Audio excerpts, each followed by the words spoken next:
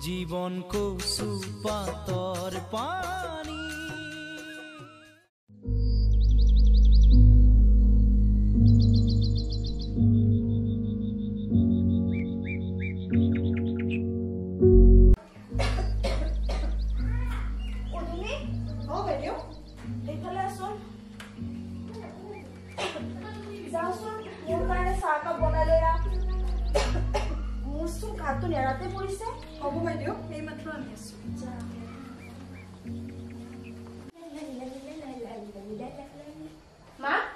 জানো তো ঘৰৰ পৰা আহি আছো ৰবা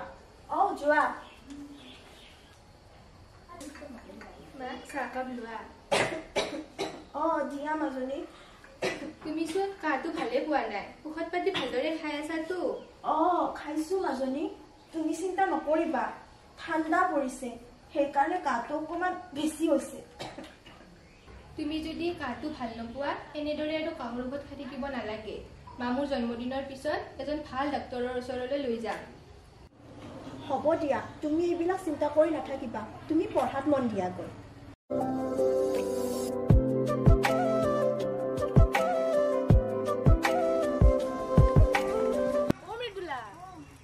তুমিচোন বহুত দিন ধৰি আমাৰ ঘৰলৈ যোৱাই নাই পৰীক্ষা আহি আছে নহয় সেইবাবে যোৱা হোৱাই নাই অহা মঙলবাৰে মোৰ জন্মদিন পদুমী বাৰীৰ লগত তুমিও একেলগে আহিবা দেই যাম দিয়া কিয় নাযাম নগ'লে কিন্তু মই বহুত বেয়া পাম যাম দেই ঠিক আছে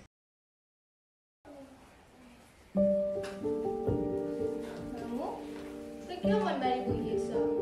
দেউতা নহা বাবে একো নহয় দেউতাই প্ৰতি বছৰেতো আহে এইবাৰে নাহে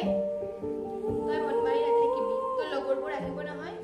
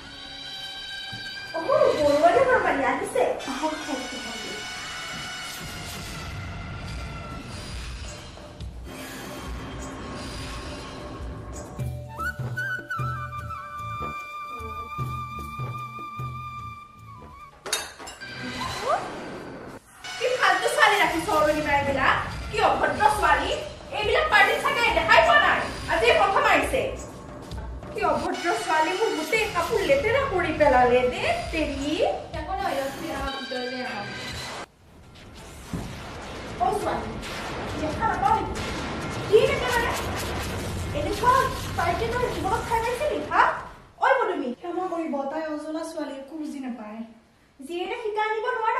এনেকুৱা সম্ভ্ৰান্ত পৰিয়ালত কেনেকে থাকিব লাগে হ'ব মই পাৰিম কি হৈছে বাইদেউ আপোনাৰ আপুনি আপোনাৰ বেমাৰৰ কথা ছাৰক কৈছিল নে মই তেখেতক ফোন কৰিছিলোঁ কিন্তু তেখেতেচোন গুৰুত্ব নিদিলে মই মোৰ অসুস্থতাৰ কথাও কৈছিলোঁ কিন্তু তেখেতৰ বোলে কামৰ হেঁচা পৰিছে আৰু কৈছে যে সৰু সৰু কথাৰ বাবে মোক ফোন কৰি নাথাকিবা বাইদেউ আপুনি নাকান্দিব আপুনি এনেকৈ কান্দি থাকিলে মইনাহঁতে কেনেকৈ থাকিব আপুনি ইমান অলপমান ধৈৰ্য ধৰক আপুনি ইমান এনেকৈ ভাঙি নপৰিব মই যাওঁ দিয়ক আপুনি এনেকৈ নাকান্দিবচোন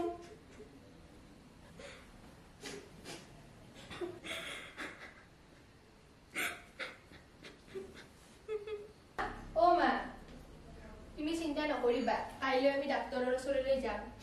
হ'ব দিয়া মাজনী মা দেউতাইচোন আজিকালি ফোন কৰিলে ৰিচিভে নকৰা হ'ল দেউতালৈ কেতিয়াবা বৰকৈ মনত পৰে দেউতাৰ বহুত কাম বাঢ়িছে আৰু তুমি যদি দেউতাক কেতিয়াবা ফোন কৰা মোৰ বেমাৰৰ কথা একেবাৰে নকবা দেউতাৰে মিছাতে চিন্তা কৰিব হ'ব দিয়া মা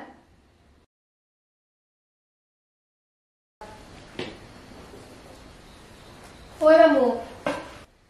মামু তই ভালদৰে পৰীক্ষা দিবলৈ যাবি মই মাক ডাক্তৰৰ পৰাই দেখুৱাই আনো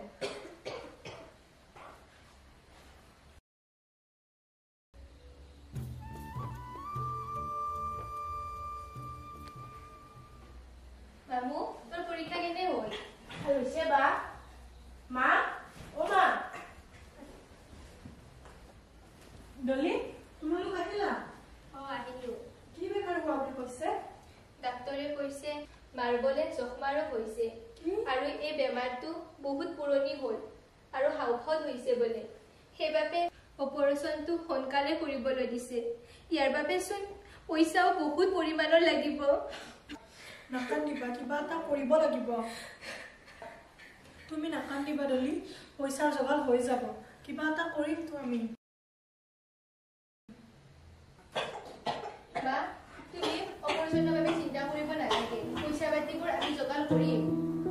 ক'ৰ পৰাতো পইচা যোগাৰ কৰিবি আৰু মোৰ অপাৰেশ্যনৰ কাৰণে পইচা খৰচ কৰিব নালাগে সেই সাঁচতীয়া পইচাবোৰ তহঁতৰ পঢ়া পাতিত লাগিব তুমি চিন্তা নকৰিবা মা পইচা যোগাৰ হৈছে খালি সকলোবোৰ ঠিকে থাকিলে তোমাৰ অপাৰেশ্যনটো কাইলৈয়ে হ'ব ক'ৰ পৰাতো তোৰ পইচা যোগাৰ কৰিবি নগেন বৰদেউতাহঁতৰ তাত আমাৰ ভাগৰ মাটিখিনি বিক্ৰী কৰিলোঁ আৰু পদুমী বায়ো তেওঁলোকৰ ভাগৰ মাটিখিনি বিক্ৰী কৰি দিলে পদুমী বাইদেউ তই এইবোৰ কি কৰিলি পদুমী আজিলৈকে মই তোৰ ভাল চিন্তা কৰিবই নোৱাৰিলো তোক আৰু তোৰ ছোৱালীক মই বহুত বেয়া ব্যৱহাৰ কৰিলো পদুমী মই যদি আৰু ভাল হৈ উভতি নাহো তই মামু আৰু তোক চাবি মই জানো যে তই সিহঁতক মোতকৈ ভাল সংস্কাৰ দিব পাৰিবি বাইদেউ আপুনি মোক ক্ষমা খুজি কোৰাজ নিদিব আপোনাক মই মোৰ নিজৰ বাইদেউ বুলি ভাবোঁ ডলিৰ লগতে মামুকো মই নিজৰ সন্তান বুলিয়ে ভাবোঁ তেনেস্থলত এই কামটো নিচেই কৰোঁ পদুমী মই যদি ভাল হৈ উভতি নাহো তই মামু আৰু তুলিক চাবি মই জানো যে তই মোতকৈ সিহঁতক ভাল সংস্কাৰ দিব পাৰিবি বাইদেউ বাইদেউ মা অ মা মা অ মা কি হৈছে তোমাৰ মা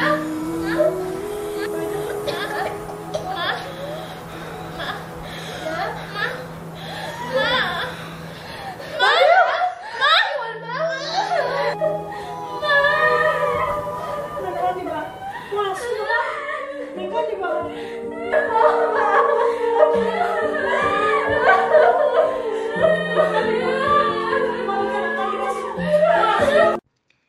জীৱনী কচুপাতৰ পানী শিৰোনামাৰ চুটি ছবিখনৰ দ্বাৰা আমি এক মানৱীয় প্ৰমূল্যবোধৰ অৱক্ষয় আৰু তাৰ লগে লগে টেগৰ এটা ভাল নিদৰ্শন দেখুৱাবলৈ প্ৰয়াস কৰিছোঁ। অৰুণিমা যদিও এটা সময়ত সম্ভ্ৰান্ত পৰিয়ালৰ বোৱাৰী বুলি নিজকে দম্ভালি আছিল, কিন্তু গিৰিয়েকৰ নৈতিক স্খলনৰ বাবে কিদৰে সুন্দৰ পৰিয়ালটো জহি খহি গ'ল তাৰ এটা আংশিক প্ৰতিচ্ছবি আৰু সমাজৰ অৱহেলিত সাধাৰণ কাম কৰা তিৰোতা এগৰাকীৰ মহান ত্যাগক এই চুটি ছবিখনৰ মাধ্যমেৰে দেখুৱাবলৈ চেষ্টা কৰা হৈছে। শেষত এই চুটি ছবিখনৰ মাধ্যমেৰে আৰু এটা বাৰ্তা দিবলৈ চেষ্টা কৰিছোঁ, সেয়া হ'ল কোনো ৰোগকে অৱহেলা কৰিব নালাগে। ধন্যবাদ।